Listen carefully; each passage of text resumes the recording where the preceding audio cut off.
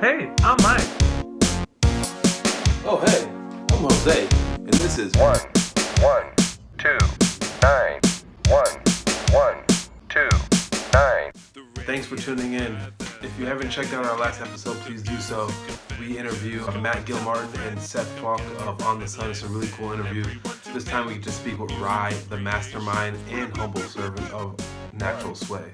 After you watch this one and then go back and check that other one out. But definitely watch this one. We did have a little bit of technical difficulties towards the end, but I think it led to an unexpectedly perfect ending. Stay tuned. Check it out. Yeah. Ryan. I'm Michael.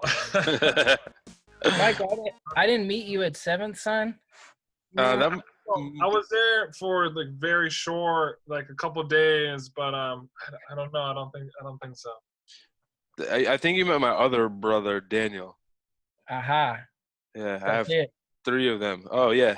So, actually, Ryan brought me some gifts yesterday. So, first of all, I have this little gift he left on. I don't know if you can read it in the camera, but a shot of Fernet, maybe like a double. What is And it? also- Yeah, that's two. That's 2 shots. What's for that? It's a aperitif liqueur, and then he got me this shirt from his band, and it says "Yummy Donuts," Ooh. all points towing, and it has a phone number for that, and then it has North Linden's best rock band. What does that say? Save time and natural sway. Can you lift it a little bit? Yeah. So Yeah. this is like is donut shop even open?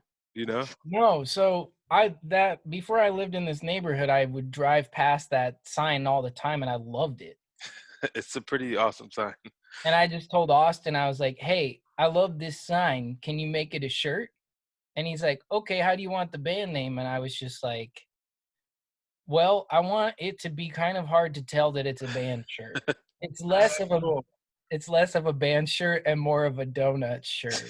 Yeah, it's pretty But- much donut is the focus.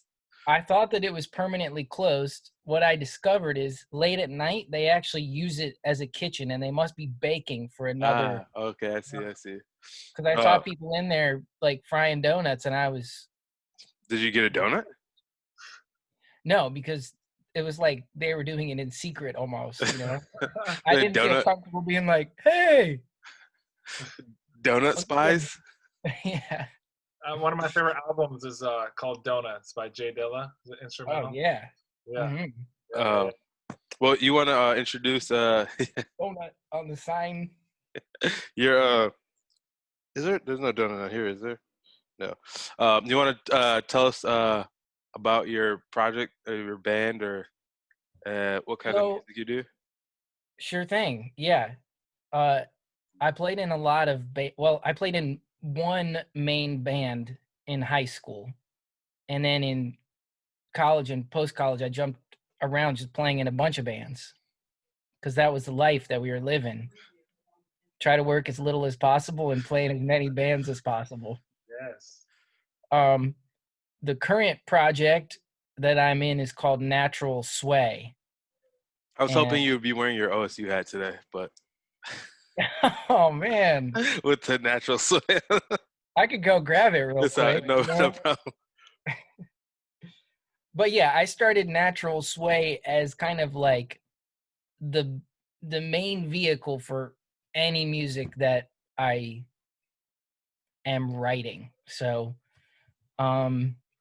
let's see, it was probably about let's see, maybe like, man, I'm so bad with time. Same. Especially in probably- quarantine life. Right. It was probably 2015 or 2016. I recorded a bunch of demos on a 4-track with a Casio keyboard drum beat and my acoustic guitar. Okay. And I made tapes, and I walked up to where both the people who I wanted to be in the band, I found them at their place of work. Where was this? One of them worked at the North Market. Is this in Columbus? It's in Columbus, yeah. Okay. And one of them was a beer distributor at the time. Okay. And I just hunted them down and I gave them my demo, like my 4-track demo, and said, I want you to be in a band with me because I'd seen their old band and I thought that they were great. So that's Awesome. when Natural Sway became a band. Yeah. But it's endured a lot of changes because, people taking their lives in different directions and people moving. So I've just continued to record under that moniker. Sure. Any weird sounds, home recordings, spoken word tracks, and there's still a loose trio that is the band. And that consists of what My your brother on drums and Drew Okay. on bass. So for those who don't know, he has a twin brother who's on drums, I guess, and then Drew is a coworker of ours. We work together at Seven Sun Brewing, and Drew's the man there. So I'm sure he's the man in the band. I actually haven't ever seen you guys play. No, I've never seen you guys play. We bring people to tears. I hear that. Or send them running. Or both. Yeah, I mean, honestly, the band was kind of dying down and I was just playing shows by myself, which is kind of hard. Yeah. Very, very vulnerable. Sure. You're like, pay attention to me. You have to be really good if you're going to play by yourself. Sure. And, I needed some help. So how'd you start playing music in the first place? Like at the very, very beginning, like what'd you pick up first, or what'd you listen to first, or how'd you start? Oh, well, so I'm from a musical family. Okay. And I think I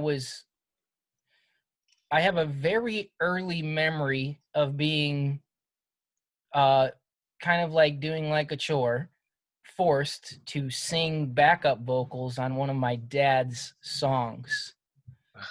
This is before I would have been in kindergarten. Yeah. So 1989. Wow, okay. And we were just in a random basement and he was making a children's tape at the time. And we just again and again had to sing the background vocals again and again. So, yeah. So you were he was Michael always Jackson into it. What's that? You were Michael Jackson into it. Luckily, I didn't have to dance at the same time or any of the other horrifying stuff that he probably endured. But yeah, and then when I start, I have a tape from like 1990 where my dad is doing a home recording, just like to send a birthday tape to his sister, my aunt. And at one point on the tape, he passes me a microphone and I just start making up a song, just singing. Yeah. The song is actually kind of depressing that I was singing. A depressed birthday for your aunt? Right. I mean, I was like 5 or 6, and the thing that I sang was, sometimes I'm not there, even when I'm there. Woo, that's deep. That's lyrical.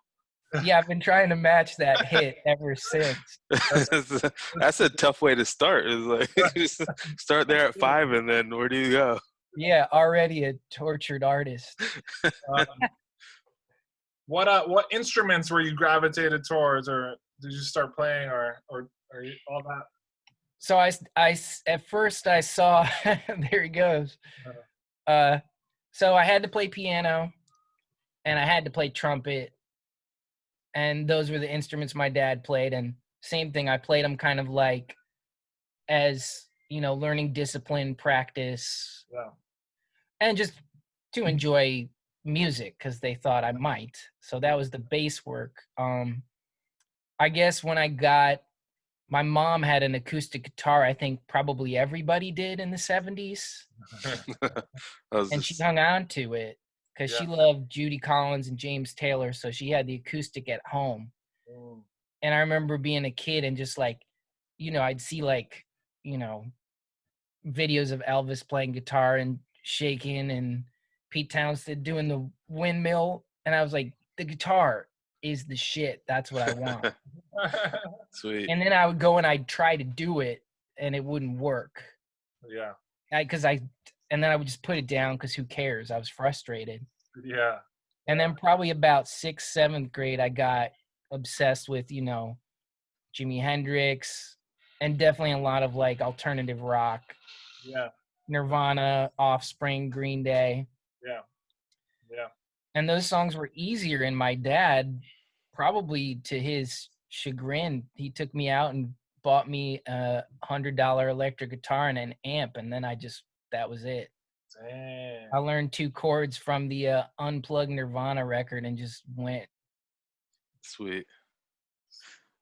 And So now I know 3 chords. so what? 20 years later, like, You can make a lot of songs with 3 chords. That's right. Yeah. Flip them around. Yeah, exactly. So did you grow up? So you said you grew up pretty strict on like piano, and what was the other one? Trumpet. Trumpet. Yeah. I I can't say it was necessarily strict, but I had to do it. Okay. Was it more like reading, or was it just kind of like, here are some chords, here's like a melody, and try to practice? Or Oh man, it was regimented. Actually, maybe it was strict. It was like scales, oh, you did okay. exercises in the workbook. Ooh. Okay. The summer days just burning up before my eyes. I'm just inside.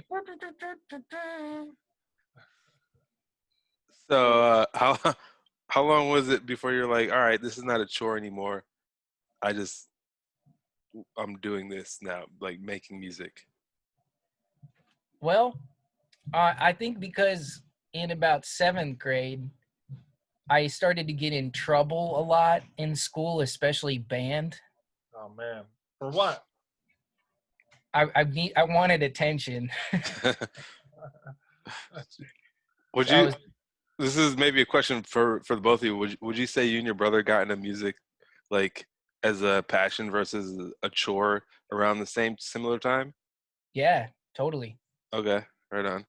I mean, it was just like things lining up because I'll say it was like maybe 3 things. We had the most important thing, we had encouragement and support to do so from our parents.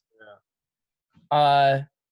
There was a great radio station in Cleveland called 107.9 The End. And they were playing all the best, like alt rock, punk, local stuff. So we just were hooked and taping stuff off the radio and getting obsessed. And then starting a band in 7th grade because we wanted to be like Green Day. So you guys started your first band together in yeah. You said junior high? What was that band? That band was called Delay, and we were in that band for like 20 years. Yeah. I've heard great stuff about that band. Seriously, not from you, like from the world. Thank you. Yeah.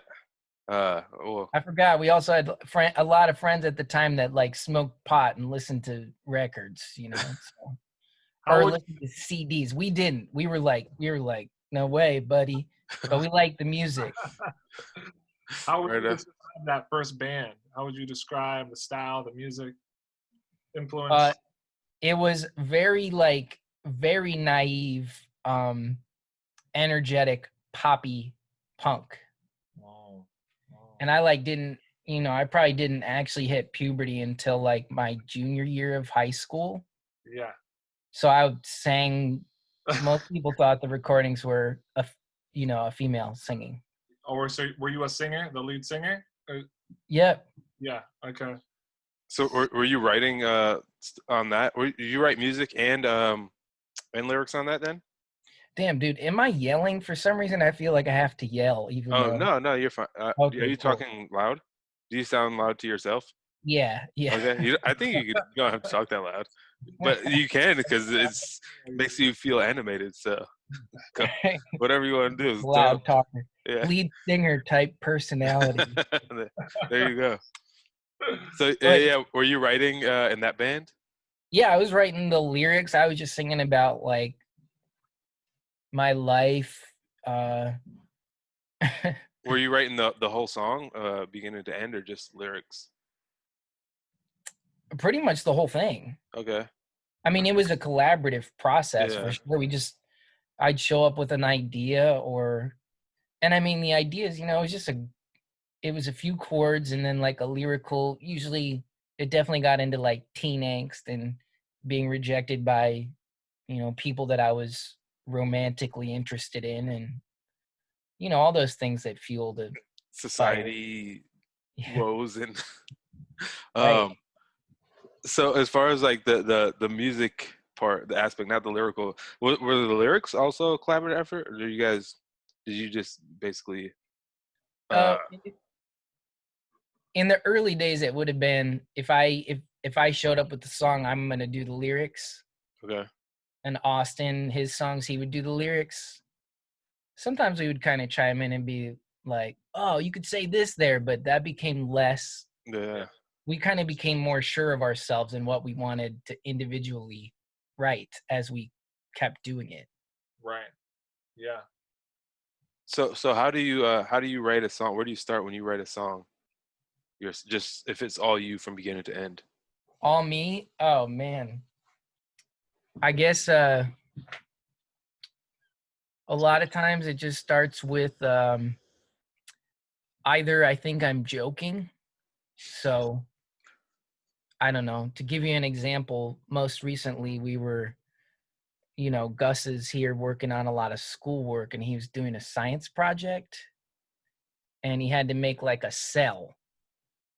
And there's a part of the cell that's called the Golgi body. Yeah. Yeah. And then we just were walking around the house just singing it. It was like we were doing like a theatrical bit, like being like, "How could you say something about my Golgi body?" Going back and forth doing that. Yeah. And that, I'm not saying that became a song. I mean, it is Yeah. a song. But pretty much a lot of stuff that I write kind of starts like that. I just start singing nonsense. So Yeah. it usually starts with your voice, then. A That's what lot of you. times I'll kind of start with whatever's near. So if I don't have my guitar and instrument, then I'm just singing into my phone the crazy thing that I just thought in my head. Yeah. Even if it's not even words, even if it doesn't matter if it's logical. Yeah. I was riding my bike on the bike path one day and I wanted to sing about a bird. I'd been thinking about a bird, so I just started singing into the phone, and it's really windy and stuff. And I followed that thread and kept visiting it, and it Yeah. became a song What's your eventually. what's your process of like, say you do have like uh like a you're not really thinking, but you're in the moment, you're just kind of creating on the moment, you have your microphone, your camera there. What's your process of like taking that rough thing, that like thing in that moment that you can encapsulate in that moment, and then going back later and kind of editing it or tweaking it or writing it out? uh do you find that difficult, that part, or like what's your process? But by now anymore, it's just like it's kind of like the long game of the artist where you're working on like a painting. And I mean, for me, I just have to, once I have that little burst of creativity, Yeah. you know, some of it's going to get lost because maybe it wasn't that good of an idea anyway. Some of it kind of naturally stays in your mind, and like, when you like make a whirlpool and all Yeah. the trash goes to the middle. Yeah. So And then you just keep the natural sway. there's the idea in the trash heap right there. But honestly, I have so many voice memos on my phone, handheld recorders. I've got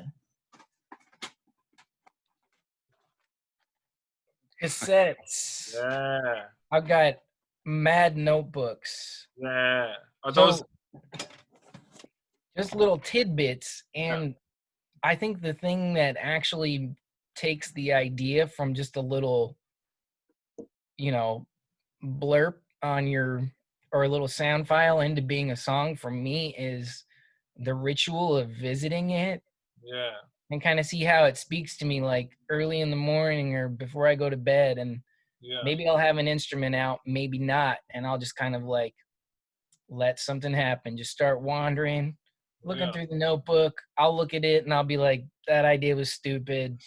Yeah. That's stupid. Oh my God, how was I so brilliant in this moment? Yeah. Great, there we are. Yeah.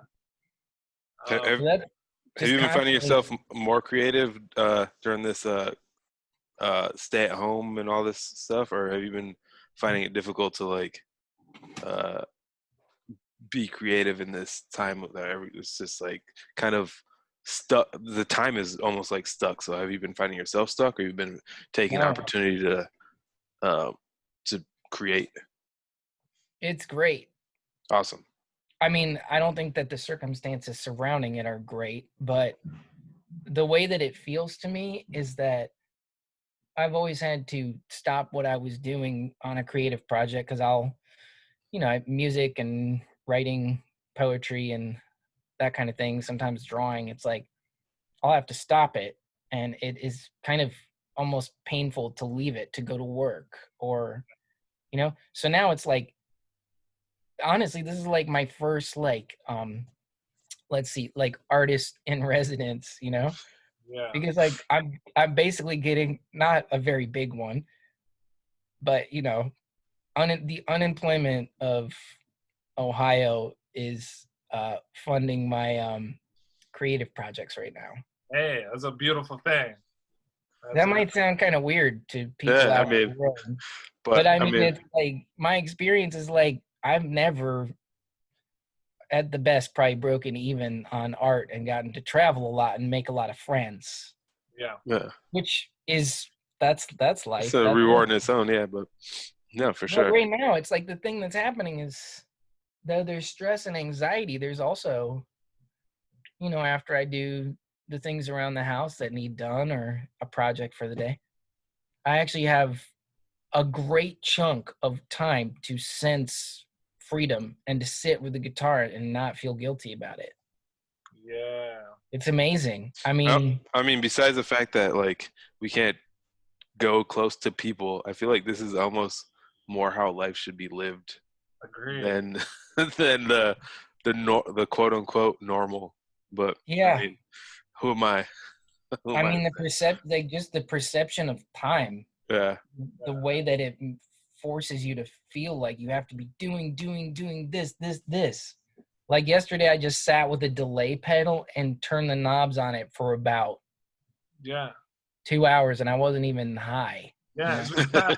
Especially for like creatives, it's a time to like relive your childhood where you can, when you were younger, you would have a little piece of device and just spend hours and hours and hours on that one little piece of device and just get lost in it. And like that's where Yeah, good creativity comes from. So it's right. like time gets kind of lost. And it's hard to think about how to keep some of that as the world might kind of pick up, and the Yeah. ways that we relate to people and especially ourselves and our creative minds and lives. Yeah. I have a like a two-part question. The first part is outside of music, where do you find inspiration from? Oh, outside of listening to music, hey Yeah, Sai. Bye. yeah. Outside of just music itself, where do you find inspiration for music? Oh, just listening to people. All right, I thought that might be a quick answer, but also like, do you ever feel like you don't want to like feel like you're jammed up and you don't want to touch it, or like you don't want to do it, and either it becomes a chore to do it, or you're just like, I'm not going to do it for a while? Or That's a do good. you always have like a drive to? Do you always want to touch music? I I can't I say mean, it's I know moment to moment will be. I don't want to do music 84/7 like your whole life, but right. in the broader span of things, do you ever have a time where you're like, I'm not gonna do any music for a while? so far, it's never been that. It's never been like a. It's never been like that. Yeah. It might just be that for the. It's kind of more natural that I'll just be like, for the next week, I'll focus on something else that I usually don't have the mind for. Like right now we're putting in. Jose, you'll be glad that you can't be over here right now, but the back Oh, of the the back fence. fence. Yeah. Well, I'm fine with putting up the fence. I just don't like taking down the old fence. Man. But That was I a mean, fun I've day, never. though. Yeah, dude. Amazing. Spent a lot of time on that fence post. Kicking that one. And sometimes I just want to kick the fence post and I don't want to work on music. I mean, the breaks I take are never like they're never like I'm over it. And you They're know, just short Well, not balls. even like I'm over it. Just like, all right, you're working on a song. You're like, all right, I'm stuck, and I need to just go away from this. yeah. Yeah. And I'll kind of walk away pretty naturally. I'll let it sit, and maybe for the rest of the week I'll just kind of place my time elsewhere, whether it's hiking in the woods, Yeah. quality time with the fam here. Like, You know, I guess I would compare it to like not do being able something. to land a trick on a skateboard or something. Just like you're trying, and then you just like slam your skateboard down, and like you try to stomp on it to break it, and you realize you can't do it. Try to slam your rollerblades down Yeah. and realize it's attached to my feet. Yeah. So do you ever have any of those kind of moments with music where you're just trying to nail something and You just can't get you it. can't get it, and you're just like, I gotta not for a minute. I gotta step away Yeah. before I like try to break whatever. Just Yes, definitely more when I was younger. Now I just kind of like understand it more. So I also like am like, I'm not gonna break that because that was it's expensive. expensive, yeah. Like For this sure. microphone, I'm not gonna slam it on the ground. What I'm gonna come talk to it later. what about like when you are creating something, and how do you come about like when knowing that it's like done? When you're just like, okay, I don't gotta touch that. Or are you always just are you more of the type to just kind of like keep dabbling, Oh or man, are you good at being like, that's it? that's a great question. I think there's something cool about, your art feeling very urgent and just being like, here it is, it's done, first take, Yes, yeah. and that would happen more as you know, as a younger artist. Now, definitely that question comes into play more. When is it done? And I think it's done when I feel like it's evolved in some way that's unexpected. Yeah. I get some kind of satisfaction or good feeling when I listen to it. Yeah. And I feel like that embellishing it with any other sounds would just be taking away from like what's the essence of the song, If I got like a really good like vocal take and that's the thing that's happening in the song, I don't need to try to oversaturate the track. I'm pretty minimal in my songwriting. I hope you guys enjoyed that. We had a great time speaking with Rye. Very cool dude. You should definitely check him out. We'll have a link to all his socials. Next time, we're going to have a great guest, a very special, a brother of mine, Antonio Hart. You should definitely check that one out. Great interview. We'll see you soon. 1.